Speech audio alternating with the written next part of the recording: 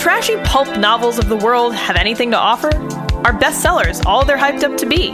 The Terrible Book Club explores whether or not you really can judge a book by its cover or its ridiculous synopsis. If you've ever seen a book and thought, ugh, who's reading this? We probably are.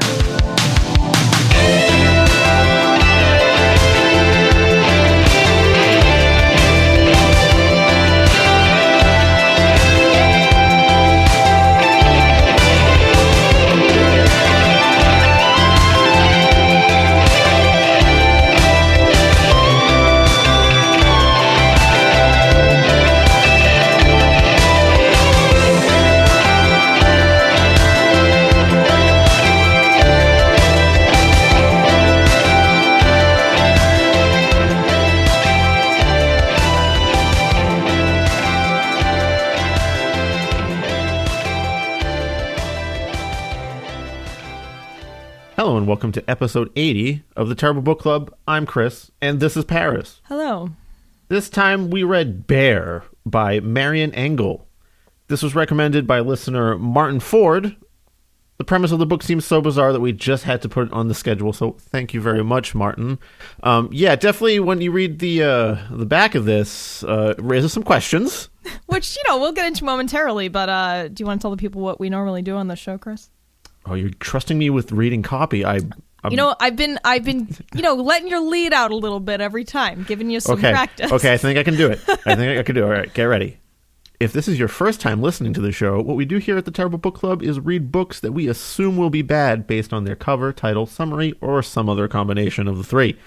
So we do the opposite of what most people do in the bookstore or while they're browsing Amazon. Instead of getting a book that you think you'll enjoy, we look at the things that we think we might not enjoy, which usually results in a disappointing read. But, every once in a while, we end up liking the book, which happened this time. Yeah, dude.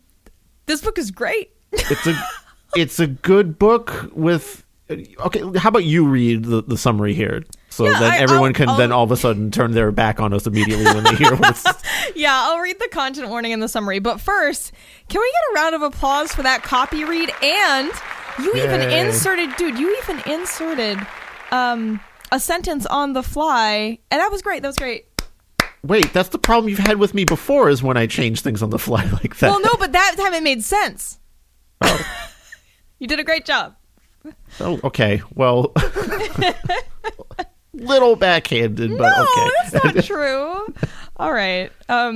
So our content warnings for this week are pretty heavy. There's a big old sign here right before we turn this corner here. There's a big sign that says "Beware of Bear," and then after that next corner, they're like, in addition to this. So imagine you're, walking through the gates of hell.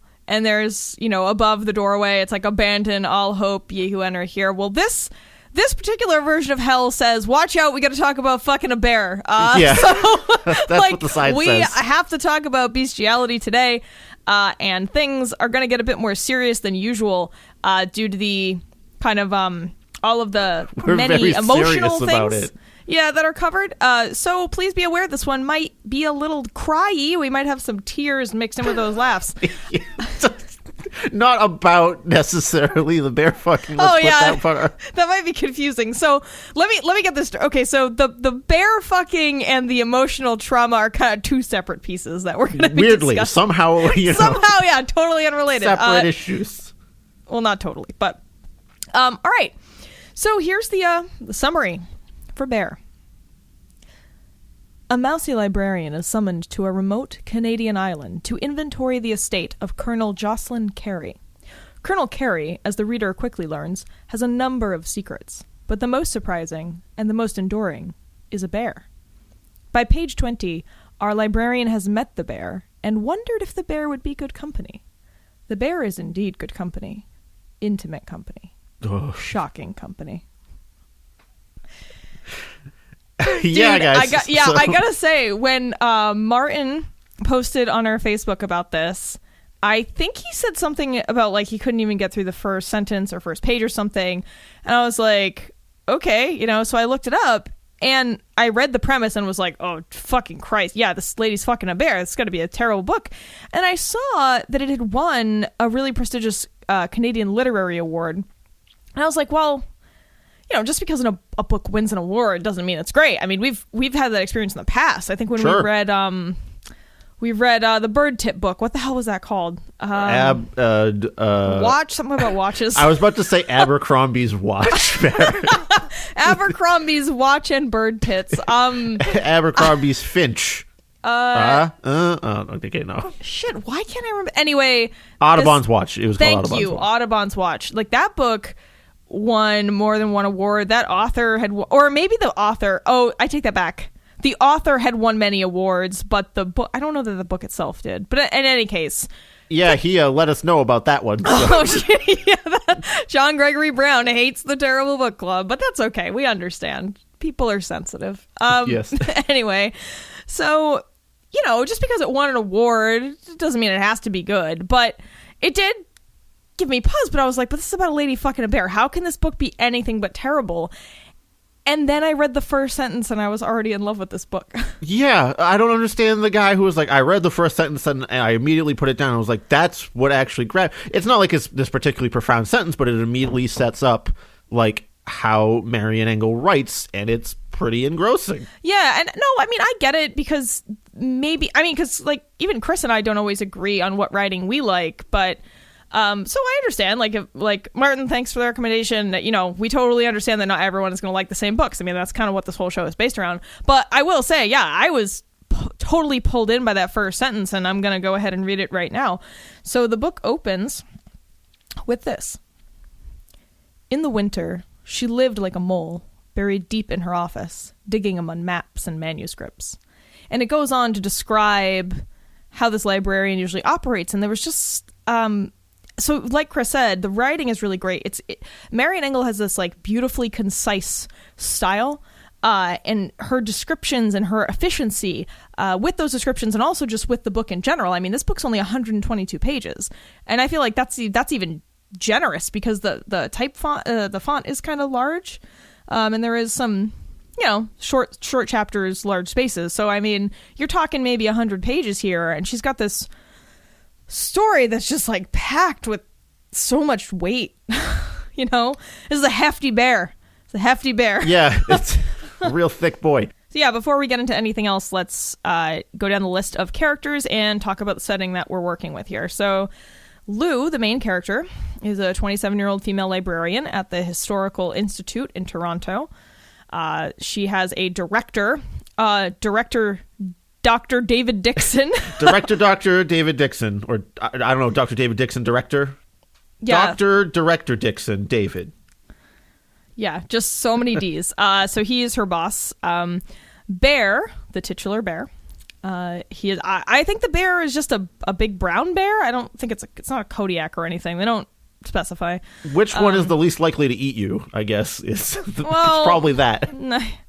Homer is a local country store owner and groundskeeper of sorts for this estate that Lou has been sent to inventory. Lucy Leroy, she's a native woman who's a neighbor to the estate. And then all of this takes place on a fictional island called Penarth, Carey's Island, which is based on the Algoma district in Ontario, Canada. So if you're familiar with Canada, it takes place there. Lou is a librarian who works in Toronto, but she gets sent to inventory this estate because, basically the colonel died and left the estate to the Institute. And the Institute wants to go there to see if there's anything of value, historical value, and I guess also financial value, before they decide what else to do with the property. Paris, real quick, I was confused about one thing in this book that I think was just me being dumb. What? Colonel Jocelyn Carey, that's a lady, right? Yeah, I think Jocelyn Carey was a woman, but also Colonel was not her rank. It was her name. Yes, she was named Colonel. So she could take over the kind of the male side of the how do you put that? The original guy who built it, he was a colonel, and in his will he was like, "Oh, this house that I built on this island shall only go to colonels in my family," thinking that he would only give it to military men in his family or his future generations. And I guess the later family kind of got around that by going, okay, we'll name our daughter Colonel, so she gets the house on the island very specifically. Yeah, and everybody was super pissed about it, and I fucking chuckled because I was like, that's a fucking king move right there, or queen move, I should say. Kind of a recurring theme in the book of like mediocre men kind of getting fucked over, or rightfully so. Yeah. So I mean, I think we mentioned briefly that the writing itself is great. So it doesn't go on long, yet there's still a lot of depth here. And somehow in 100 pages, we touch on loneliness, infidelity, bestiality, sexism, eroticism. I mean, it's like, there's just, like I said, there's just so much here, so we'll do our best with it.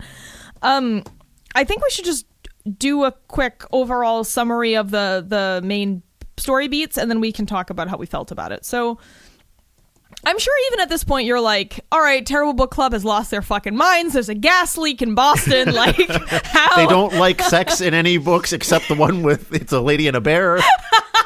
Yeah, like we definitely tipped definitely tipped the scales. Something is off. So, you know, I know it's we're gonna do our best to convince you to give this book a chance, and to understand that we're not actually losing our minds due to some kind of poisoning. So, all right. So our protagonist Lou heads to this island. It's sort of isolated. You have to take a boat to get there, I think, from like the main area or something. You can drive, I think, as well. I was kind of unsure. She had to drive to a certain point, and then she had to take a boat out to the island. Yeah, because Homer runs like the closest store to it, and he's also the groundskeeper for this place, I guess, after Colonel Jocelyn passed away.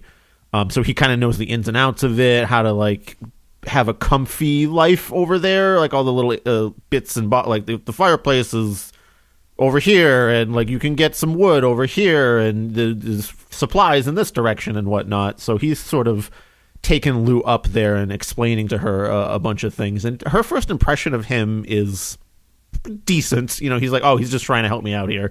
He's not trying to be a jerk or anything. Yeah, and she's from the city, and so she's like, yeah, I know I'm a city idiot. I really don't actually know like how to maneuver this boat or like how to grow vegetables or what to do, because she's never been outside of Toronto, really. It's her first time kind of out by herself in the country, even though she's going to a fucking mansion. It is like with a bunch of fancy shit in it. It is on an island. It is remote, and it's not like she can just, you know, walk down the street to get food. She has to take a boat to the mainland, you know, and go to the country store and all that stuff. So, you know, she acknowledges that she doesn't know what she's doing, and she appreciates Homer's help. Yeah, and Homer's up there taking her up to the house, explaining all the things. And he's like, also, there's a bear in the back. Just, you know, the Colonel had this bear, and he hangs out over there. You might get to know him pretty well. He's usually chained up in the back, and he's just been there for a while is kind of how he leaves it. Yeah, well, and he's like, don't forget, though, it's still a wild animal. Like, you know, the Colonel had it. And he said he was like, oh, the Colonel never paid any mind to it or whatever. She just had it. Which you later question for like, many reasons. If you have a bear in your backyard, you're probably paying some mind. Like, oh, I better walk around the bear when I go out to get my vegetables. Feed that bear. Someone had to tie him up and everything, right? So yeah, basically the bear has its own shed. Like a tiny, I think it was actually used as a small house at one point, but it's the bear's. He has a chain, but the chain is pretty long. Like he has a pretty long lead in the yard and stuff. So she's like, oh, okay. You know, and she kind of says, she's like, yeah, I've never really been into animals. Like they're fine. But she says something like, you know, I had a dog that I liked, but I didn't really care when it died. You know, kind of a thing. Yeah. She's just like, you know, I'm not that into pets. Like she's like, I'm cool with them if they're there, but I don't seek them out. So she's thinking like, a bear. All right, well, I hope it doesn't fucking eat me, but whatever. I guess I have to deal with it while I'm here over the summer, because the whole plan is she's supposed to be there for the summertime. So she arrives. We actually don't know what month, but I think it must be like May.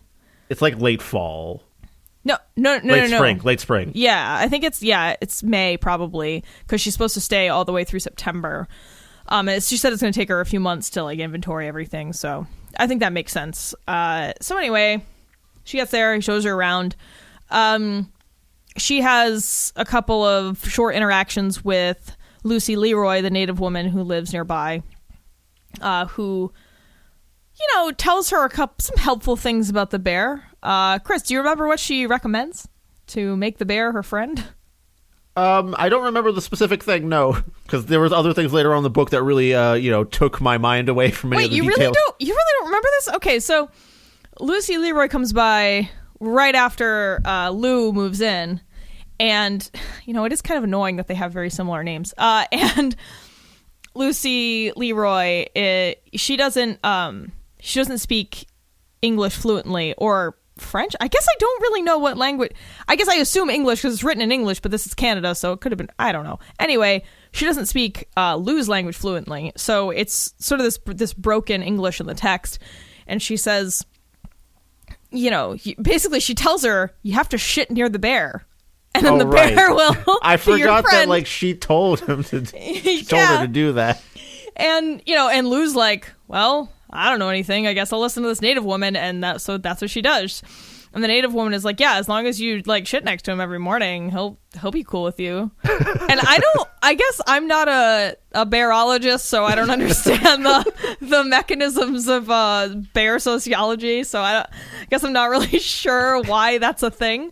Lucy Leroy, Bear HD. Well, I mean, it could just be that maybe it's just so they can get used to your scent and they know that you're okay being I don't think we should be taking any direct bear advice from this book, Paris. So Chris, I'm not planning on... If you try to make friends with a bear, listeners out there, I don't think shitting near it every morning is going to help you. No. PSA. Let's put that out. I don't know. I'm not No bear safety tips whatsoever in this episode, guys. No. Actually, everything we're going to talk about with this bear is the opposite of what you should ever do if you encounter a bear. Yeah. Generally, do not do any of these things. So anyway, she's like, yeah, do that. So Lou takes her advice. And she finds that the bear is really docile. She's obviously afraid of it. And I mean, that's healthy. You should be afraid of a bear. They are very large. They can do a lot of damage in a very small amount of time. So it's good that she's wary of him at first, but he's so docile. She feeds him and he lets her pet him, and then they eat food together. Then they graduate to going on walks together. They swim together. Then he comes inside the house and naps with her and all this stuff. So he's kind of just like this giant dog the whole time, most of the time. Not very bear-like in a lot of ways. And I think that's purposeful, as we'll talk about, once we get into our analysis a little bit. So she's by herself, and actually I think the only parts of the book that kind of lost me for a few minutes here and there were the parts where it's talking about her cataloging the collection, because she'll just start referencing all this rich white people British writing shit, and I'm like, I have no fucking idea what's going on. I think that's sort of Marian Engel's highbrow referencing of some previous reading. I'm fairly sure a lot of the books in here are actual books. Yeah, I mean, because she was talking about people who were real, but I mean, I don't know that all of them were. I assumed they were. Maybe I shouldn't have, but I'm just flipping through here to see if there's a good example of a time when my eyes glazed over, because I was like, what? Part of the cataloging is there to these notes will fall out of certain books that Lou is cataloging that are notes from Colonel Jocelyn about bear stuff. It's just random bear facts strewn throughout all the random books in the house. Yeah, some kind of weird bear Da Vinci Code puzzle or something. If you unlock all the pieces, you can fuck the bear. I mean, that is kind of what happens. Yeah. So she solves the Da Vinci Code. So...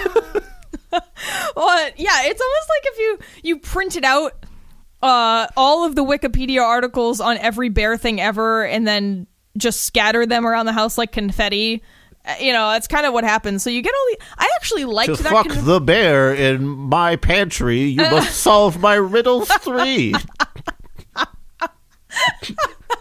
The fucking Canadian Sphinx, man, if I ever heard it. They're weird up there, man. They're weird. The Canadian Sphinx wears a flannel. It's got a beer in one hand, and it's like, hey, if you get my riddles right, you can fuck this bear. That was the best I could come up with. And you're like, well, it's not what I was expecting as a reward, but on the other hand, good story. Full disclosure, my heritage is Canadian on both sides, so I say this with love. You're allowed to make. I'm allowed to make Canadian jokes.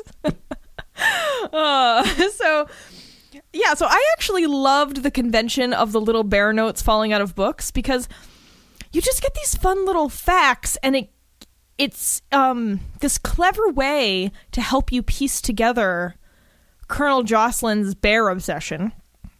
Because at first it's just like, okay, a bear fact. And the second one happens and you're like, okay, she just like bears. And then after they keep happening, you're like, oh, she was fucking that bear. Yeah.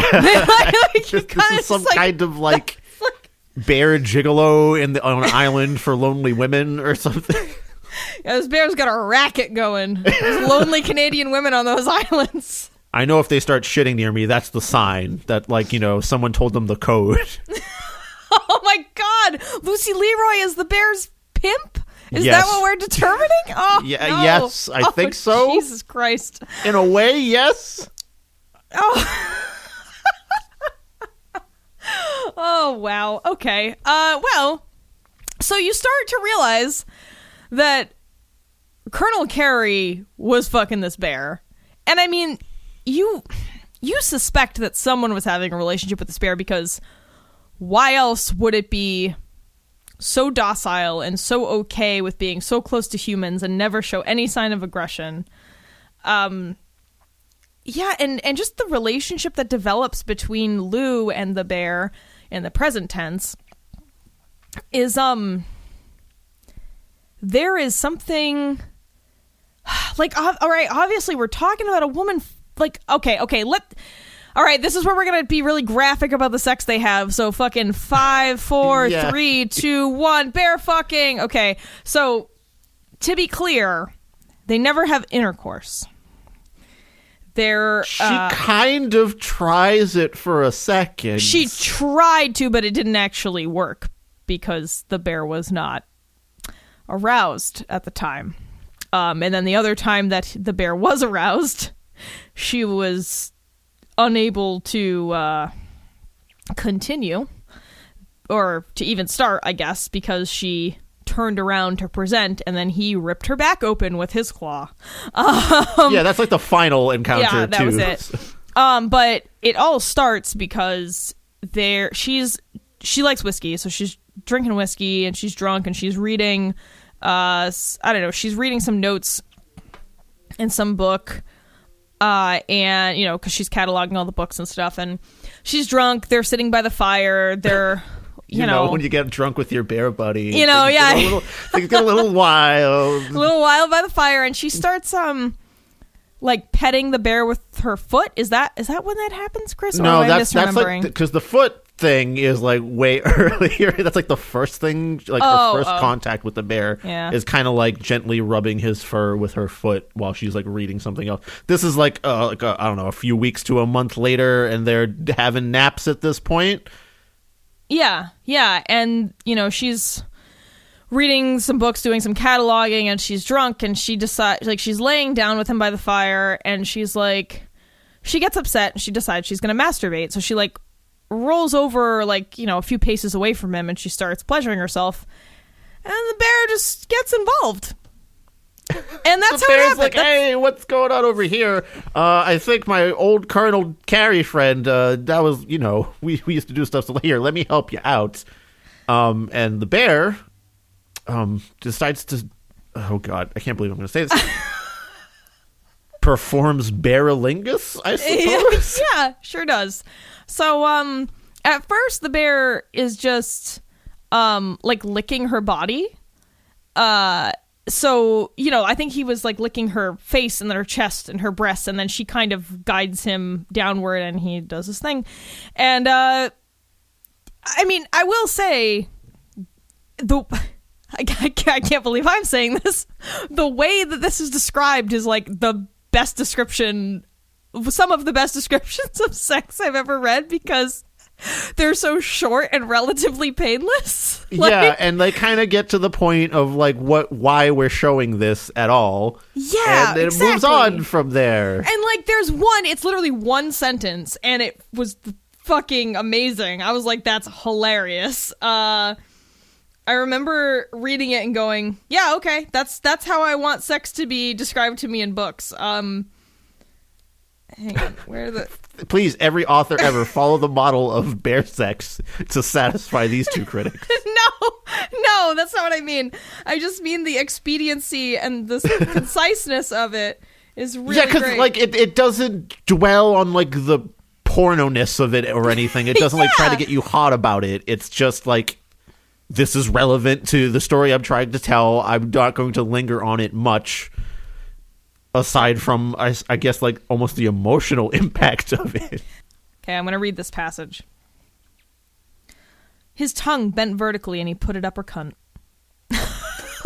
Like, there's just, like, that's it, and that's it. That's the only, it's just so you know, hey, they did the fucking again, and you're like, all right, I know, the next sentence is just, a note fell out of the book. The offspring is of a woman, and a bear is a hero with the strength of a bear and the cleverness of a man. Old Finnish legend. She cried with joy. I feel like that taken out of context makes this sound pretty lame, but yeah, like, make no mistake, readers, you become emotionally invested in this woman who is fucking a bear. Yeah, and God, if that's not the mark of a fucking amazing author, I don't know what is. Yeah, I gotta hand it to Marian here. I didn't think I would... I thought I would immediately be revolted by this, and it's still it's not totally amazing. It feels gross still. Oh yeah, there's even sentences later where she's acknowledging that, and one of my favorite sentences actually in the book is kind of after she has an encounter with him for the first time. She writes, "She tested herself, pinching her conscience here and there to see if she felt evil. She felt loved." Yeah, dude, those two sentences, man, I was like, damn. Like, the pinching thing there, like, you know, you're pinching yourself to test for feeling, and instead of feeling evil, she felt loved. It's just really concise, and it's a good way to illustrate the emotional turmoil that she might be going through. Yeah, like when you have any kind of regrettable sex, and I think that's what's there. Again, I can't believe I'm saying this, but this book about a woman fucking a bear is incredibly relatable. Like, if you've ever experienced.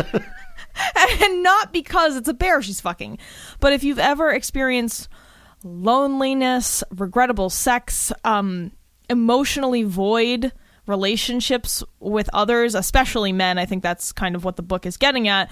And this book really fucking gets at you. Like, I was not expecting to get hit as hard by this book as I did. Like, there were a couple of times I teared up reading this book. I'm not gonna lie to you. There were just a few sentences or passages where I was just like, "Oh boy, that's a little too close to home." You know, like, I mean, because like I said, the bear. Actually, Chris, if you want to talk about kind of what you think about the bear, and the fact that obviously in the book it's literally a bear, but yeah, so. You know. Clearly, this book has a little bit of a feminist slant to it, maybe a lot bit. Oh yeah. It's not like super out front or anything, but it's about a woman coming to terms with her empty relationships with various men.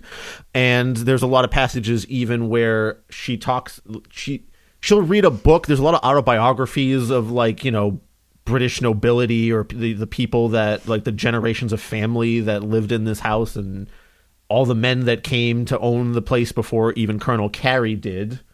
I'll read a couple of these passages, actually. I'm getting to the bear eventually, but I guess, you know, get ready for the analytical portion of Terrible Book Club here, which is kind of a rarity, honestly.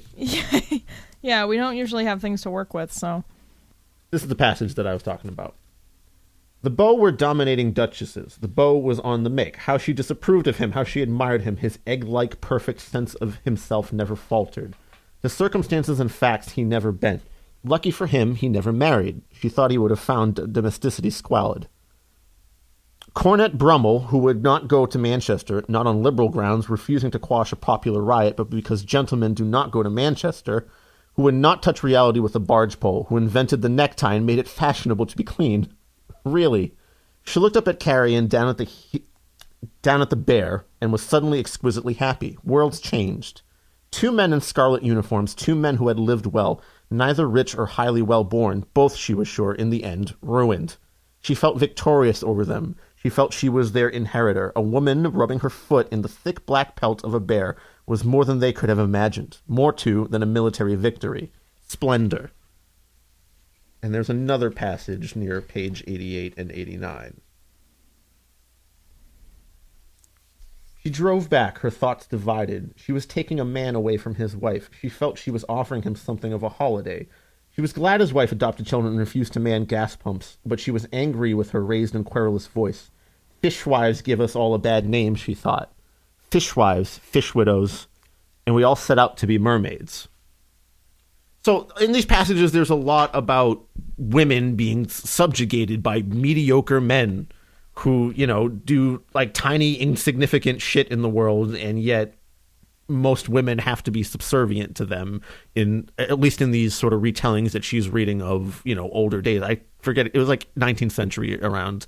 Yeah, it was like all rich white people too, from England, so, So a lot of the book is her dealing with like this idea of mediocre men and how she hasn't found a relationship with one that's worth a crap for anything. Well, yeah, and I think some people might hear us say that, talk about her having sex with this bear, and think, oh, what is this, like some fucking unfuckable librarian? Like, no, she actually does have relationships with men. They're just extremely unfulfilling. So she's actually fucking the director at her job. And she eventually has sex with Homer, the guy that's kind of the groundskeeper and store owner nearby. But again, she finds that those pale in comparison to her relationship with the bear. Yeah, so for me, the bear could be one of two things. It's either a stand-in for like the fear and vulnerability that come along with starting any new relationship. And anytime you meet someone new, even if it's not necessarily romantic, but I guess that's kind of the point of the book here, so we'll kind of assume we're talking about a romantic viewpoint. Yeah, it's a scary thing for the most part. You're opening yourself up to someone, and that's usually the only way to actually have a real relationship. Relationships are about that vulnerability and that trust, and that's where you get the reward from, is when you trust someone with some of these vulnerabilities and they don't hurt you. And that's what the bear does. It's a wild, ferocious force that could hurt her, but it doesn't.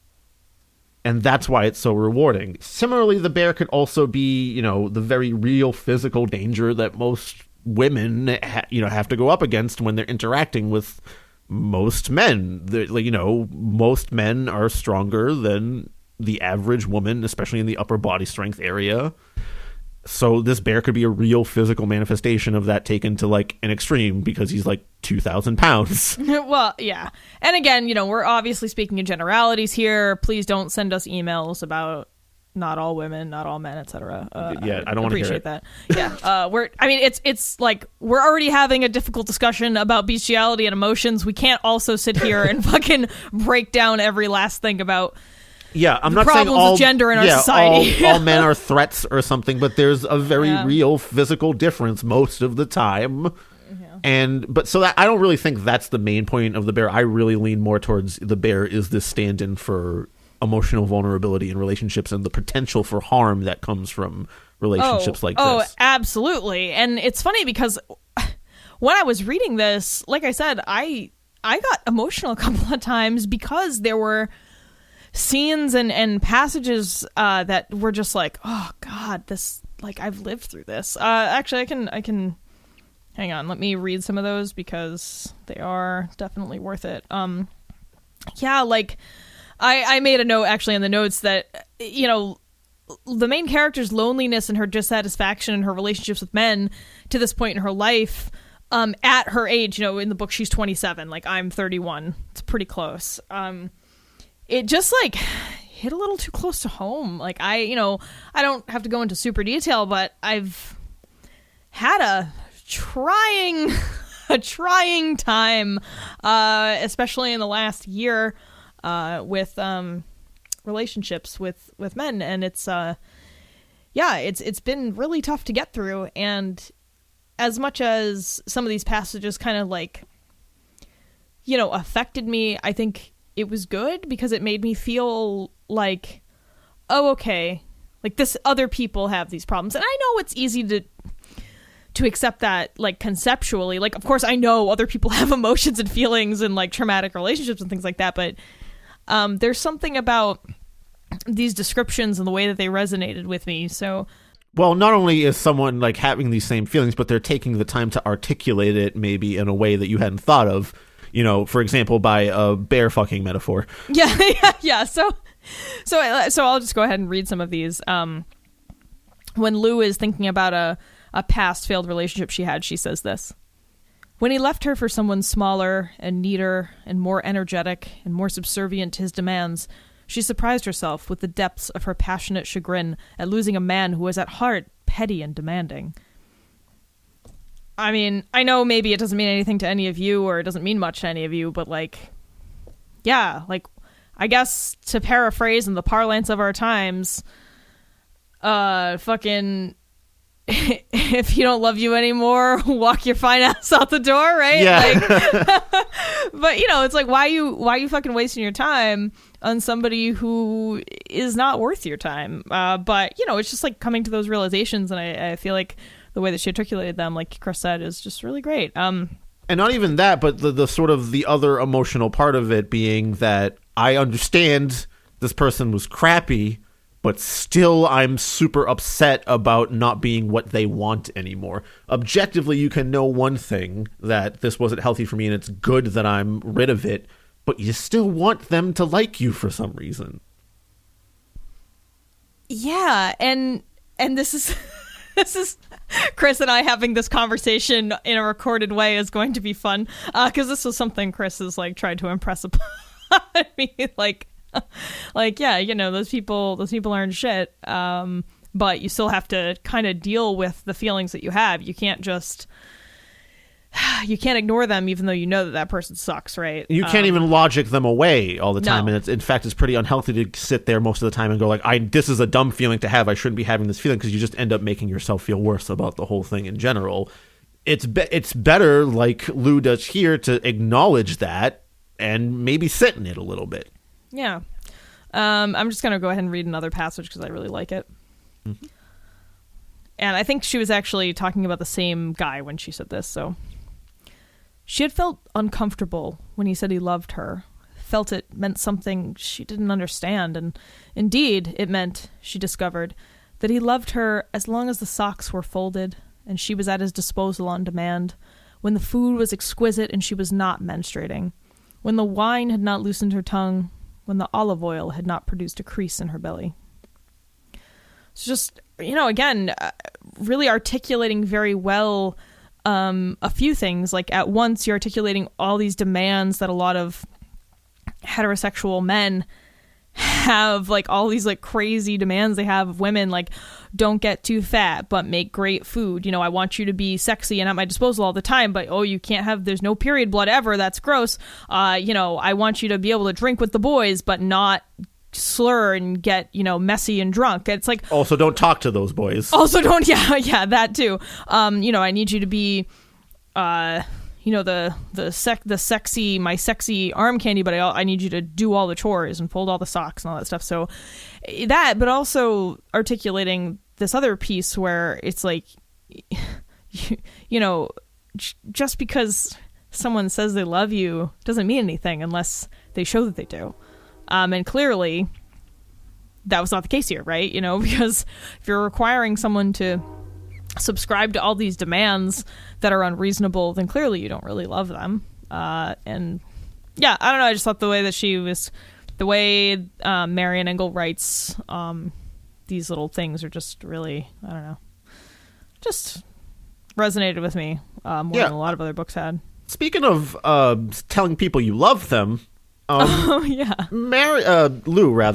tells the bear that she loves him in the story, kind of midway through, and I actually really liked the way it was done because, you know, in most romance genre stuff, the I love you moment is this, like, big thing that's being built up to, and, like, you can hear the crescendo of strings if it was, like, in a movie or something, you know. Yeah, really. The camera's whirling around everyone. They're, you know, everyone starts kissing a whole lot and yada, yada, yada. But in this book, the first time Lou tells the bear that she loves it, he's just splashing around in a river near her. He's just, like, having a good time being a bear, and she's hanging out with him, and she turns to him, and she goes, I love you, bear.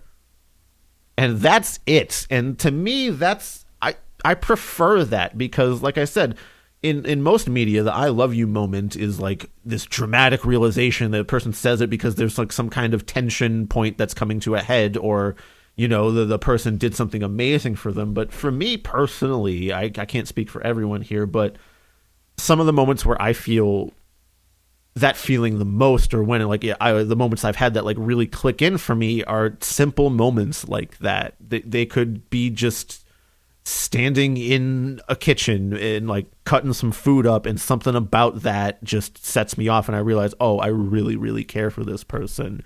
Or even if, you know, they're just walking with me somewhere, and I catch I look at them and they're just smiling at me. Simple stuff like that is profoundly deeper in terms of making me have that feeling, rather than like some kind of heady moment that you see in a lot of media. And I appreciate that about this book. Sorry, I just think I need a second.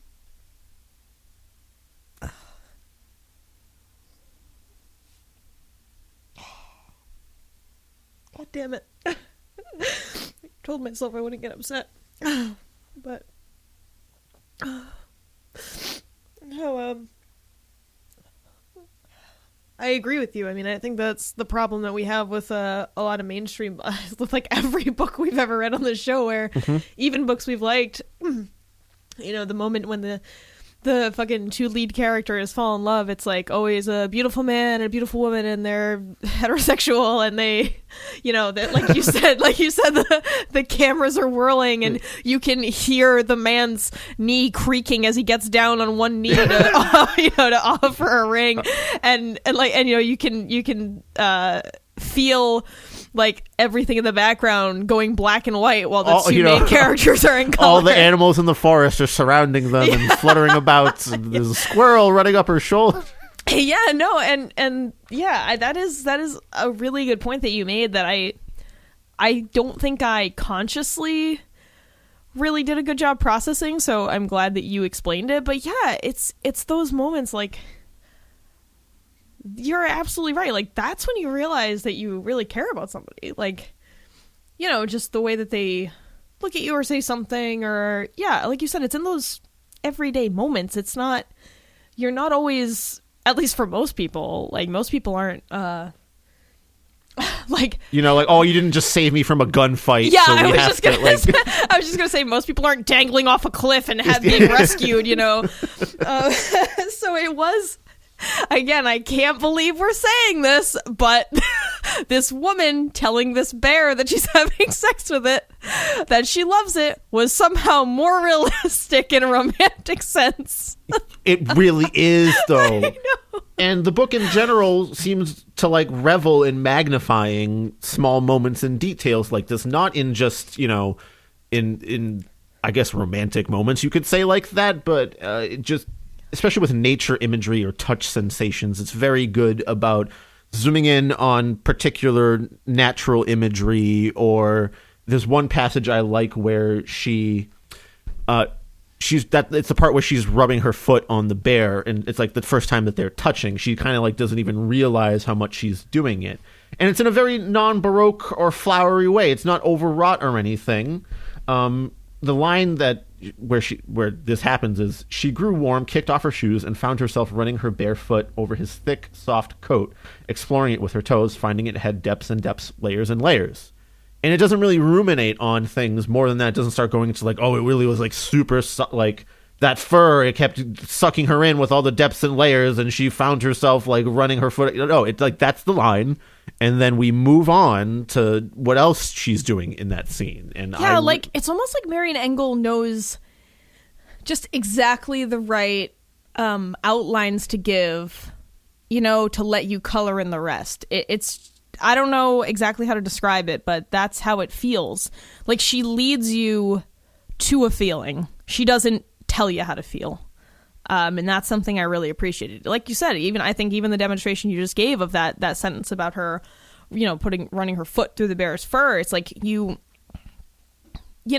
saying it has depths and depths, layers and layers. It gives you that kind of sense of endlessness without being, like you said, without being overwrought about it.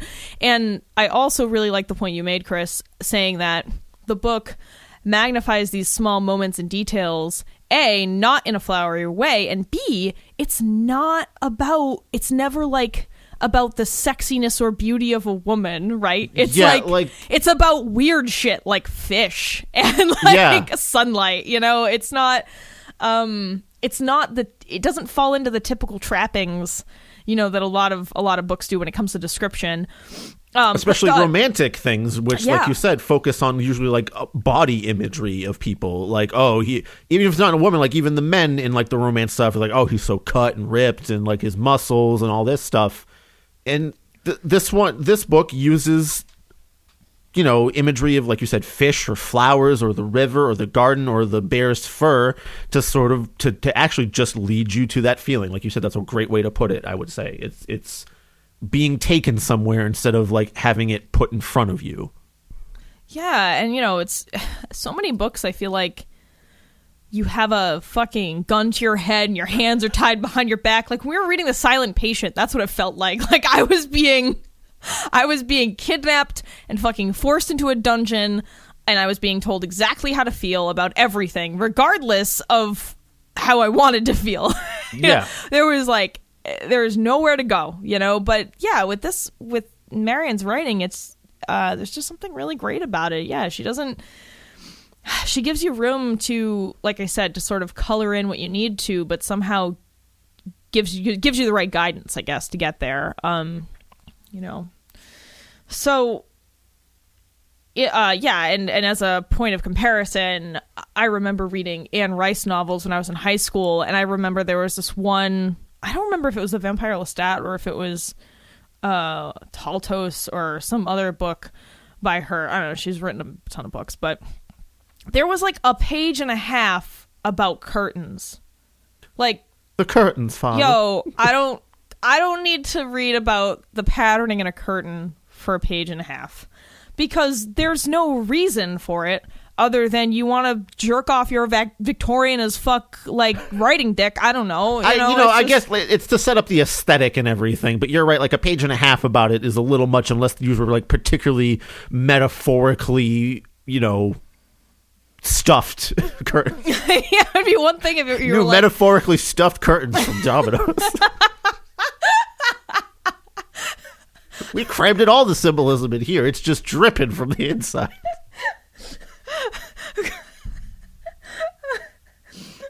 Call now to get mozzarella shades included with your order.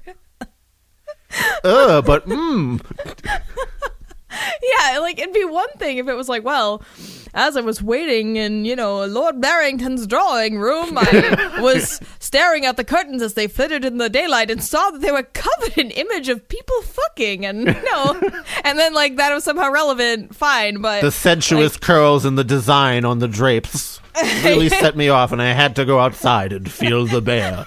That's what I expected out of this book, and it didn't happen that way. I know, and there's just something really wonderful about how not gratuitous this book is in any way, whether sexually or in descriptions of things. It's just beautifully efficient. Even the stuff where she takes a shit next to the bear is pretty blunt and to the point. And that's the thing. That's the thing I like about this. It's like blunt and unabashed about like fucking shitting and pissing, as the troubled but in many ways great Marquis de Sade said, those are the things that fucking tie us all together in and humanity. Or I guess in this case, as people, whether human or non-human. Please don't send me an email about that. I'm sure you will. Someone will. Actually, right now you may be wondering, wait, Paris likes the Marquis de Sade. Didn't he only write gratuitously about fucking in very Baroque style? You are correct. So we can talk about that another time. But yeah, you can't really top them, so that's probably it. Where you're just like, listen, I read the Marquis, guys. It's over. You can't do that. Oh my God, Chris, is that why? Did we just unlock the reason? Yeah, you probably like desensitized yourself to it because he just like went for it all the way and it's like, oh my God, that's why like slam death metal is so cool to like teenagers and stuff. And then by the time you're like 30, 35, you're like, yes, I get it. He's a serial killer and you're a murderer. It's all gory. Oh my God, there's something inside me. It's coming out. Right. But yeah, I've heard that lyric a bunch of times. Cannibal Corpse did it all the time, guys. You're not new. I'm bored by this. Chris, is this the episode where we just unlock all of Paris's truths? Yeah. Wow, I never thought that. I think you're right.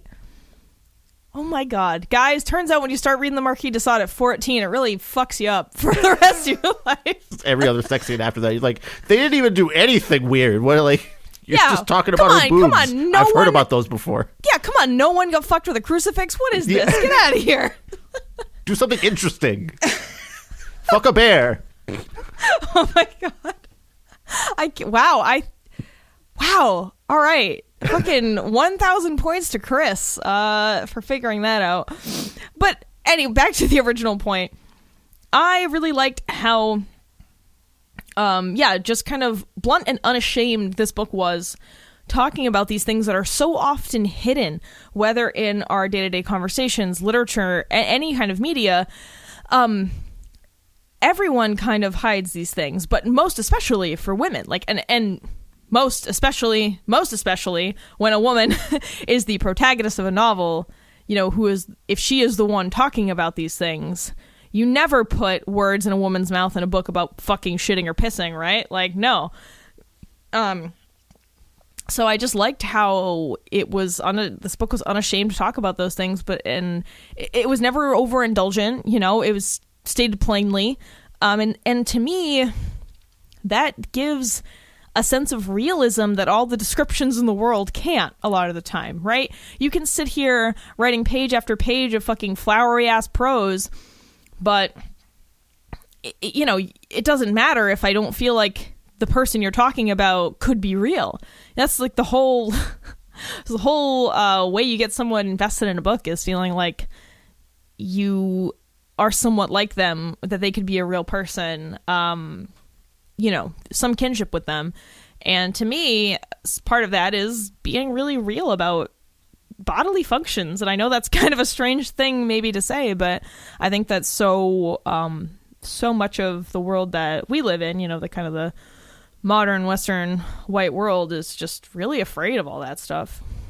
Women fucking shitting and pissing. Terrifying. Scarier than ISIS, man. Well, yeah, like the menstruation thing that in the bit earlier when that comes up is like the guy won't do anything with her when she's menstruating, which it's just a little blood, everybody. Relax is how I've always felt about guys that get like super grossed out about like, oh, you have to go buy tampons with my girlfriend. I don't fucking relax. Like just purchase it. What's the problem? Yeah, and like this is coming from someone who's like extremely socially anxious sometimes. I won't even stand in the lobby of your work, Paris, because I'm afraid like someone might come out of the elevator and go like, hey, you're not supposed to be here, and like the cops are coming or something. No, it's true. And you actually are scared of getting your blood drawn.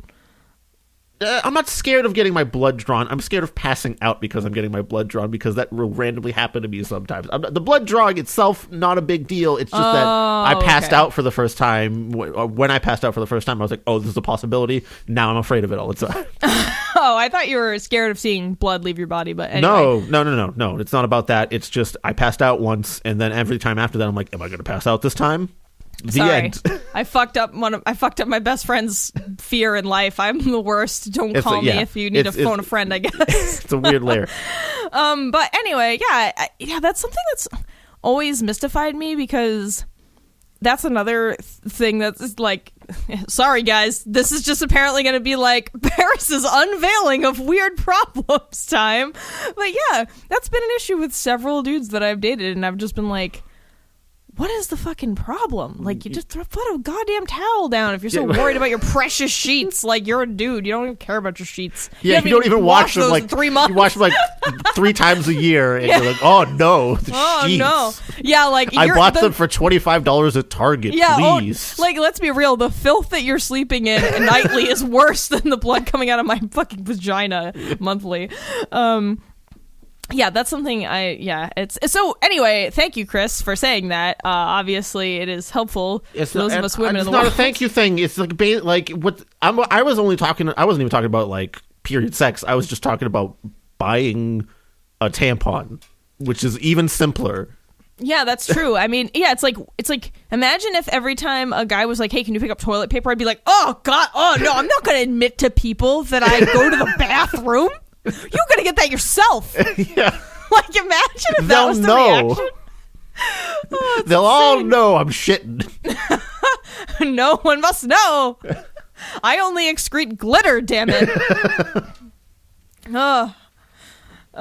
Anyway, so there's Well, speaking actually of like, you know, kind of crappy dudes here, we should, I guess, bring Homer up here.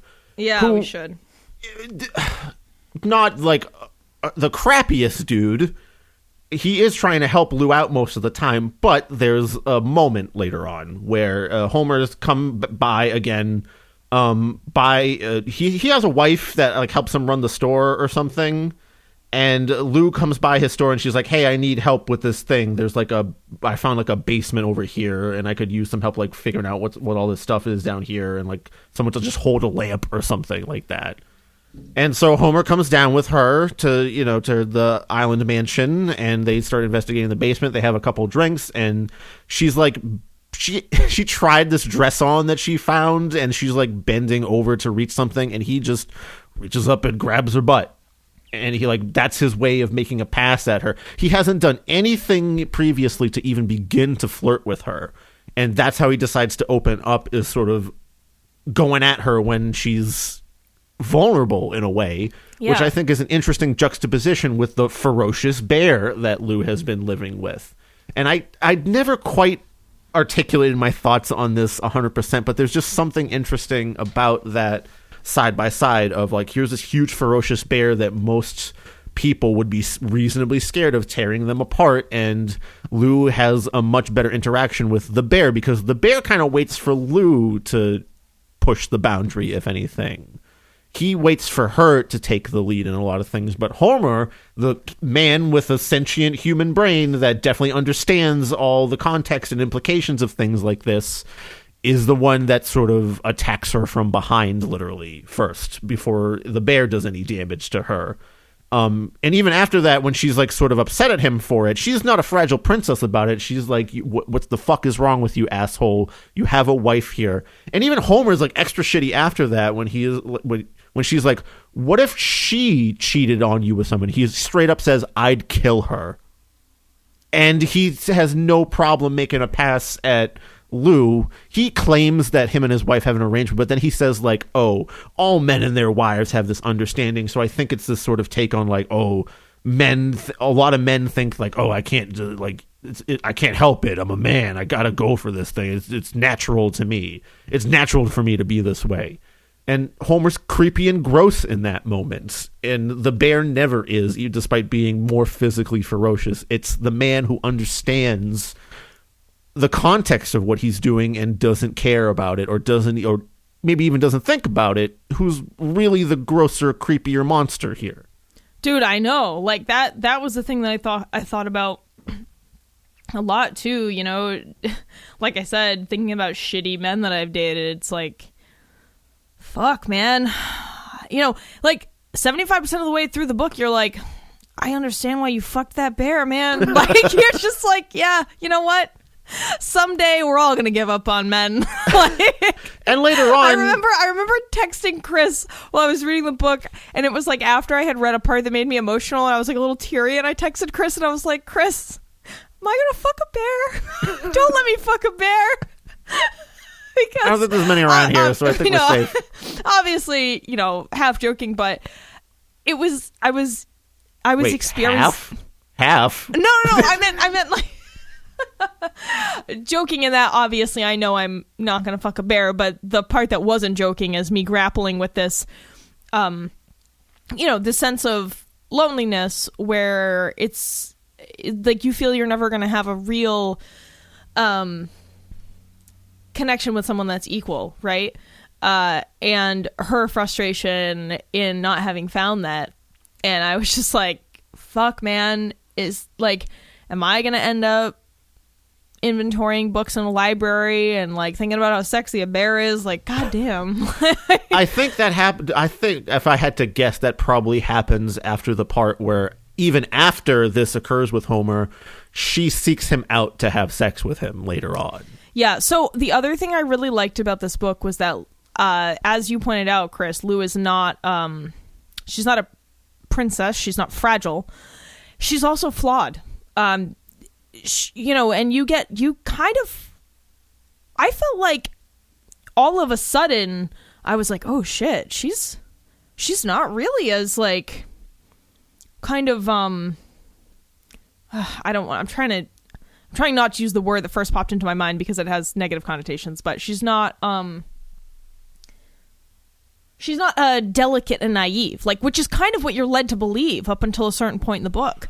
Like, I was even thinking up until she suddenly starts talking about her past relationships, and I think actually up until the point that she sleeps with Homer, you don't know anything else about her previous relationships. Pretty much. And that's pretty late in the book. So the whole book, you kind of think that she is delicate and naive. You don't get the picture that she's experienced or has had any relationships. I actually thought that she had not been with anyone before until way later in the book, when all of a sudden you're like, oh fuck, she's gonna go fuck that dude, and then she does, and you're like, oh shit, and then she starts talking about all these relationships she's had and how she's fucking her boss, and you're like, oh no, this is not the person that I thought I was reading about. But and I'm not saying that as like, oh no, what a naughty bad girl. I'm just saying, wow, that was kind of a heel turn in this character that I wasn't expecting. And she, to be clear, like, I like that too, because it gives her agency more than anything else in the book. When she goes to Homer to have sex with him, she regrets it later on. She cries about it after. She goes home and she cries about it after because she did it and she felt nothing. Even when, like, she walks up to Homer for the first time, he, like, immediately knows what's up. And the thing he says to her is, can't do it without it for too long now, can we? So on one end, like, also kind of putting Homer in this, like, predatory area above her where he's like, I just have to wait. I knew I just had to wait and it would come to me. And, she does the deed there, and later on, she doesn't blame Homer or anything for it. She frames it as something she does to herself. Even she doesn't feel like, she feels like if she's using Homer in a way. They were both kind of using each other for that. Yeah, and that's how she feels with her relationship with the director, too, because she's like, yeah, we don't have anything in common other than that, like, we work at this institute, and we care about not damaging the maps that we fuck on. Like, that's the thing we care. And I was like, damn, that's a good description, I mean, I think a lot of people can relate to that, like, having regrettable sex on a map? Or... No. Man, sex on a map, that should be like a... I don't know, like one of those joke bands like Ninja Sex Party or like a Lonely Island song or something. Sex on a map. But like, no, it's the Animaniacs Countries of the World song that you have to just make sure you do it on everyone. United States, Panama, Canada, we're having sex on all the maps. Oh my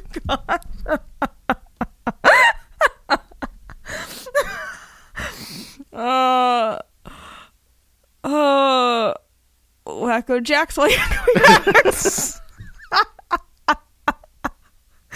we get cum on all the stacks with Really got you there, huh? No.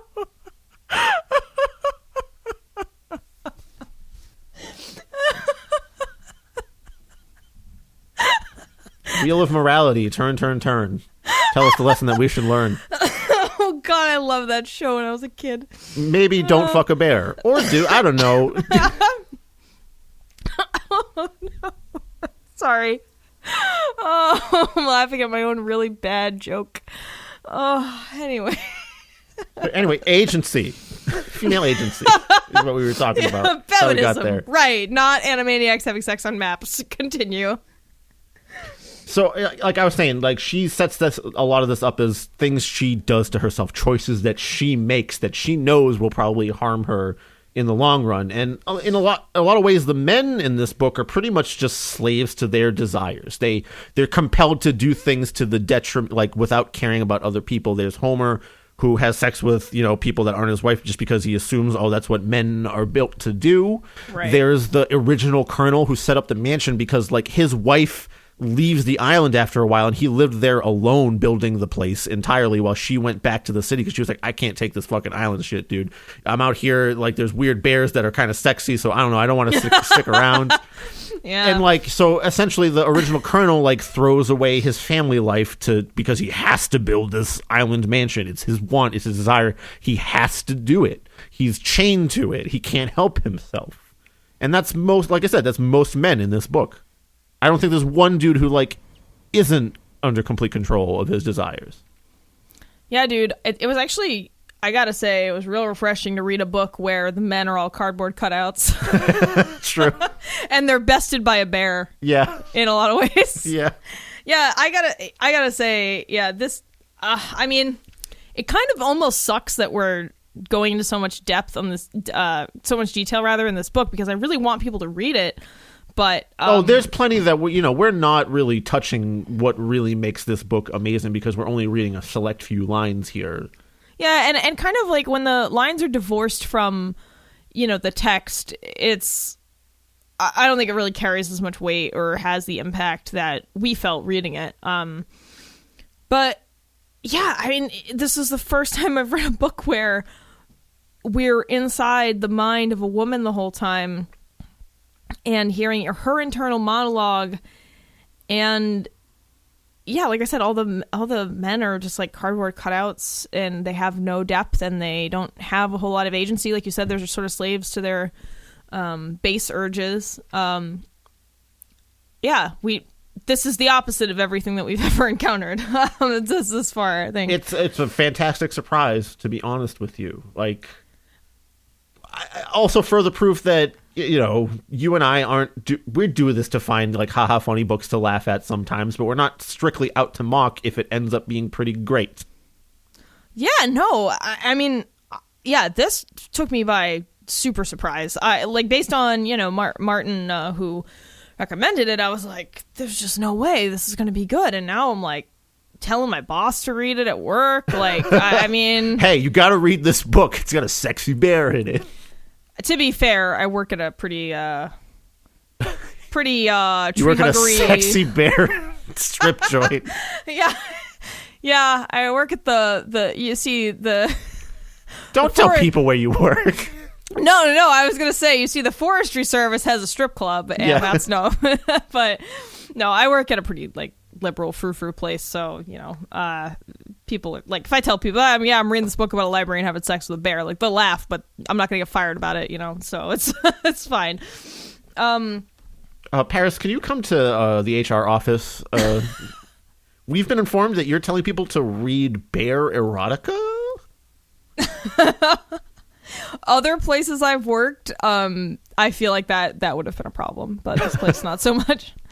So I feel like at this point we've talked a lot about the things that we really like about it, but obviously there are some things we need to talk about. Sure, like, so hey, this is animal abuse, and definitely don't fuck a bear or any other non-human animal, please. It's certainly sickening, like, in obviously there is a patina of disgust, on this, these scenes, this book, this whole thing. But just to put that right out there, like, we are not advocating for this. I probably should have said this where earlier. She talks about like fondling bear nuts. I was kind of like, okay.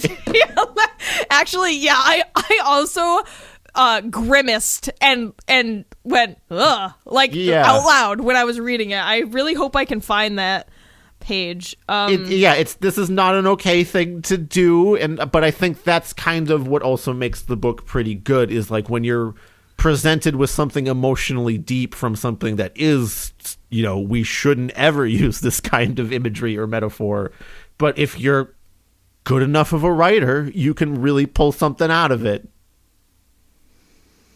There's definitely a time where she's talking about fondling his balls, and there's another time where she talks about his him becoming aroused and his penis coming out of its bare sheath, because apparently that's a thing. You get some lessons in bare anatomy in this book.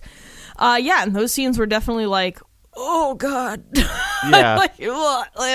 Definitely made you recoil both internally and externally. But there's something about that discomfort, like we're saying, that is good in a way, because it makes you think about why it's uncomfortable, right?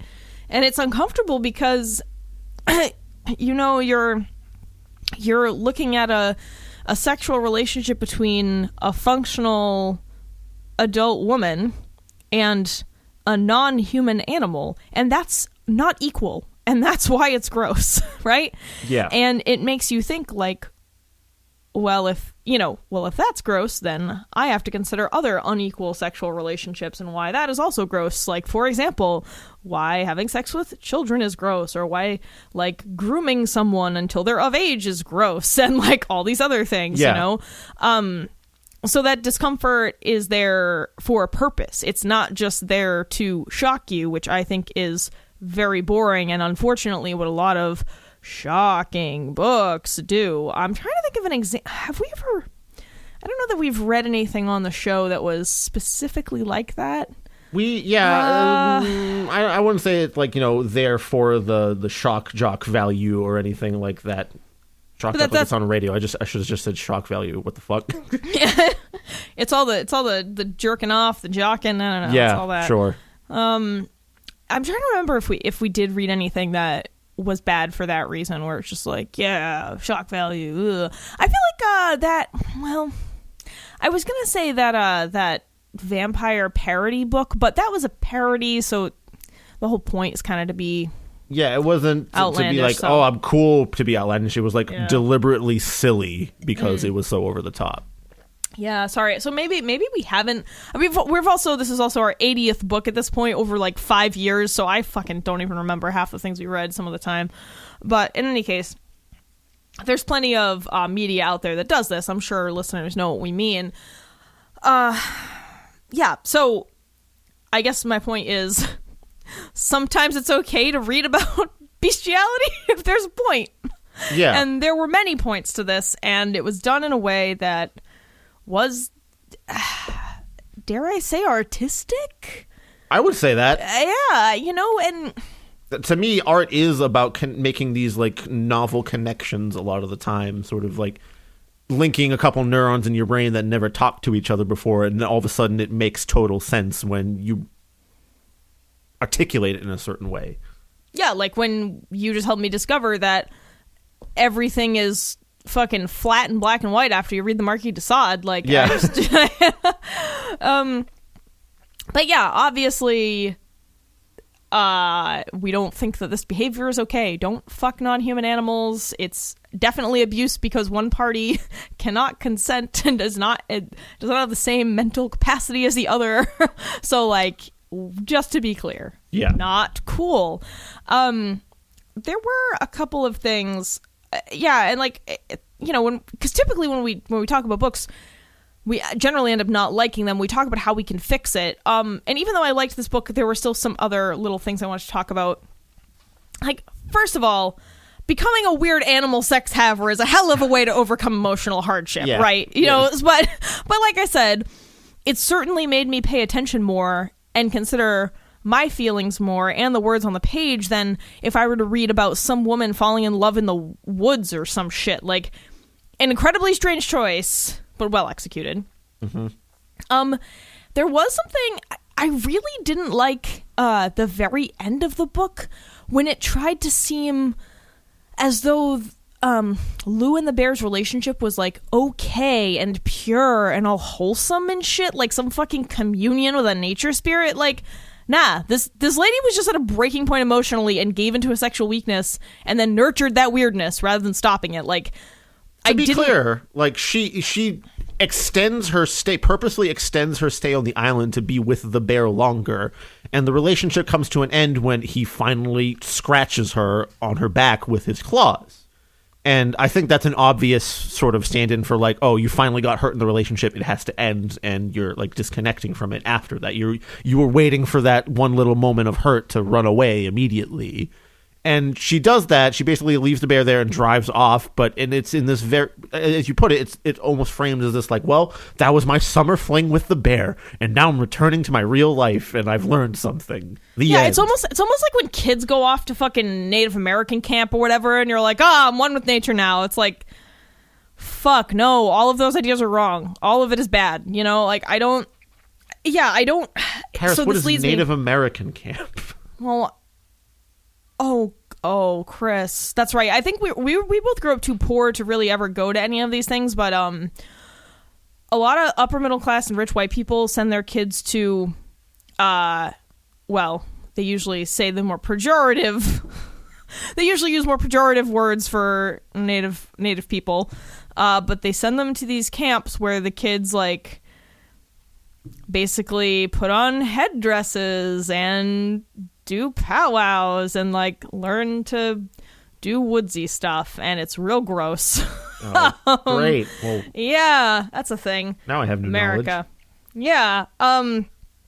So stuff like that, you know, and this brings me to my next point, where I worry that the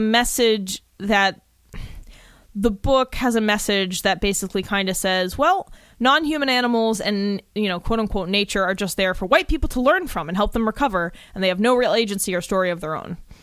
And I don't think that's entirely the case, because the author does seem to acknowledge this sometimes, because she refers to Lou like projecting her emotions that she wants onto the bear. But like, that's the only point of self-awareness I see about it, and especially the ending is really the thing that made me have these negative feelings. I think if it had ended differently, I wouldn't have had these concerns. I mean, and to kind of end with this, like, I personally find, you know, the non-human environment, and by that I mean like, you know, forests, wilderness, etc. Like, I find those things very restorative, and scientifically it actually is. You know, if you look at studies done on people who spend more time away from cities, breathing air in these areas that are distant from pollution and have a bunch of different types of fauna, the air that you breathe in those places can actually provide you with different like defenses, like antibodies, I guess, against disease and things like that. I'm very much oversimplifying this and overgeneralizing, so again, don't fucking email me, look it up. But, you know, it can actually change your well-being, like both your mental and physical health, to be out in the non-human environment. So I definitely encourage people to do that, but you have to still remember that it's not mine to own or possess or even rent. It's not yours to do that either. Like, it's there to respectfully visit and help protect as needed, but you can't fuck the bears. Think that Yep. Yeah, fuck the bears. But what I was really going to say was, even though we're responsible for helping keep those places safe, we don't really hold dominion over it. It's a partnership. It's not an ownership. And I say this because I'm someone who likes, you know, going on walks, likes hiking, you know, likes doing things like that. And I guess I just want to explain that I do think spending time in the non-human environment is really important, but I do worry that this book kind of makes it seem like go out to the woods for the summer, fuck a bear, and come back restored. You know, like, that's not the message you want. That's not the takeaway here. The book, for me, was more about exploring that loneliness area by using the bear as a metaphor for, like I said, the harm that a potential new relationship can cause you. and the scariness of that. And is that worse than being alone? Dude, the eternal question. Yeah. Yeah, I mean, like I said, for me, it was some parts of this were just kind of tough because of that, you know. I gotta say, though, as much as the loneliness can be kind of shattering sometimes, I still choose this over something unfulfilling with another person. Yeah, I would agree.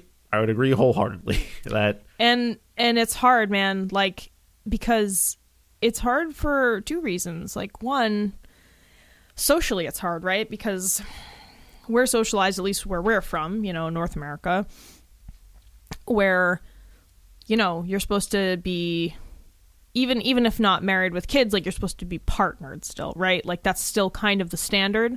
Even though none of us can afford the fucking white picket fence lifestyle, and many of us don't want to have children, or maybe even get traditionally married. I mean, we're both kind of in that boat, as far as I know. You know, Chris and I, neither of us want to have kids. And I think marriage is a thing we've both only toyed with the idea of very distantly, right? Like, it's one of those things where I'm like, Also, wait, this kind of sounds like I'm talking about us having kids and marrying each other. That is not what's happening. No. Nuh-uh. No. No. Oh, God, no. What I was going to say is the idea of marriage to me, it seems like almost a legal thing more than anything else, right? Like, it's a piece of paper to get our taxes on the joint filing thing more than an actual thing that means anything to me. Yeah. And so, you know, so like I said, you know, we're socialized in this way to be partnered, to be paired, that there is someone out there for everyone, that, you know, love is all you need, all these kind of like hallmark phrases floating around all the time. And it's everywhere. You know, it's in your social circles. It's in the media you consume. It's on the news. It's in, you know, the books you read. I realized that was redundant because I said media and then went on to specify certain types of media, but yeah. Bear with me here. Bear. Fuck me. I think it's time to open this beer. Today, I'm drinking Lawson's Faced in Maple Imperial Stout. This is a fabulous beer from Vermont that I don't often get to have. Although they're just craving a sour right now. I think I might actually go up to the liquor store. Wow. I do love sours, but tonight it's an Imperial Stout kind of night. So we're gonna crack that open. Oh, but to be clear, by the way, a point I want to make earlier, it's not like I don't think there's like nothing there with like a ceremony that's a declaration of commitment. That's perfectly valuable on its own too. There's plenty of reasons that I might want to do that even sometime. Oh, to be clear, Chris is talking about marriage, the institution of marriage. Yeah. Like, you know, the whole, like, hey, let's have a ceremony where we get all our friends and family together and we celebrate this commitment that we're making together. I totally get that. That's, you know, have a fun party where we say, like, hey, we're trying to stick this whole thing out together here. That's fine. Yeah, sure. But a lot of this other industry that comes around it, like, you know, oh, you got to spend 2/3 of a year's salary on a ring, and you got to spend $40K, drop a house payment on the whole ceremony and stuff like that. That's shove that shit to the side for me. It's about the actual commitment you're making with someone more than anything. And yeah, aside from that, it's like I said, it's a legal thing. It's a tax thing. Yeah.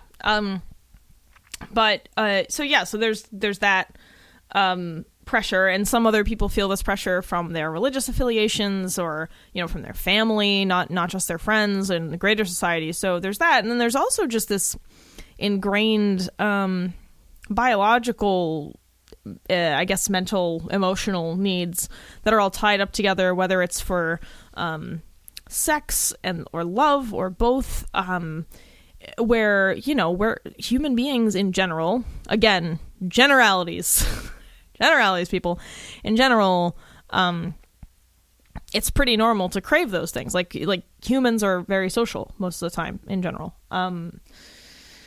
And so, you know, you over time just learn that it's not worth it to grasp at these things all the time, right? Like, why am I going to waste energy going on dates when I could write an album, when I could record this podcast? Man, that's a hell of a life choice. I'm not going to go on a date. I'm going to record a podcast about this book where a librarian fucks a bear. You know, I could climb rocks. I could go on a hike. I could do all these things that are ultimately going to have a longer lasting and positive effect on me, on my personal development, who I am. Going on empty Tinder dates just doesn't do it for me, you know? I don't know, and maybe I'm probably in the minority, but and that's not to say that I don't grapple, like I said, with the feelings of loneliness, because at my core, I'm a human being with human genetics, and yeah, it'd be great to, like, to be frank, yeah, it'd be great to fuck somebody who I was in love with who loved me back, right? Like, that's a great thing that most people want. I mean, I think, you know, Chris helped me out here, so I'm not just talking into the void. You seem like you're on a roll there. I don't want to interrupt. Oh, no, it's fine. But I'm just saying, like, I feel like it's, I guess what I'm saying is it's okay to want that, but not, like, constantly seek it out and let it dominate your life. Yeah. I see so many people I know fall into those fucking traps. And, like, I mean, don't get me wrong. Like, I've fallen into those traps before. I've stayed in relationships for way too long, like years longer than I should have let them go on, because, you know, because we're all fed this idea that, like, well, you know, if you just compromise, like, love is enough. All you need is love. You can get by on just that. Like, you know, it's worth it if you feel like you have a person that you care about. And I don't want to say that relationships aren't work, because they are, but you have to identify what's worth the work and what isn't. Like, if your partner isn't willing to meet you halfway, that's not cool. You know, if there's someone who's just feeding off of you emotionally, financially, physically, that's not okay. You know what I mean? So, I don't know why this is turning into, like, Dr. Ruth with Paris, but my prescription, bear sex. No. Ursa fucker. Yeah, I guess what I'm saying is, you know, put yourself first. Don't fuck bears. Don't use that as the way to explore that area. Maybe read this book instead and explore it that way. Yeah, but, you know, don't fuck bears, and by that I mean don't fuck literal bears, but also don't just, like, go out and fuck people that don't matter, because it's not worth the emotional labor. I mean, I guess do whatever you want, but, like, there's some people that are perfectly fine with that thing, and that's not to say fine. Like, you know, casual sex is bad or anything. Where that's no. If it works for you, it works for you, but just make sure the person on the other end also feels that way. You can't guarantee it all the time, but do your due diligence, please.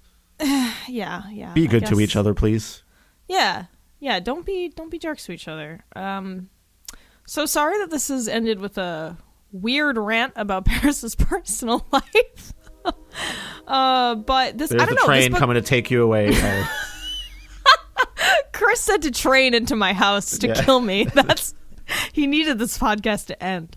No, but I mean, honestly, I don't feel that weird talking about it on the show, because that's what this book brought up in me, and that's something. Yeah, and that's what a good book will bring up out of you. Yeah, exactly. And we're not all, like, fucking dick jokes and lightning crashes parodies all the time over here. We have capacity for analysis here. So, if the book provides it, and this book did.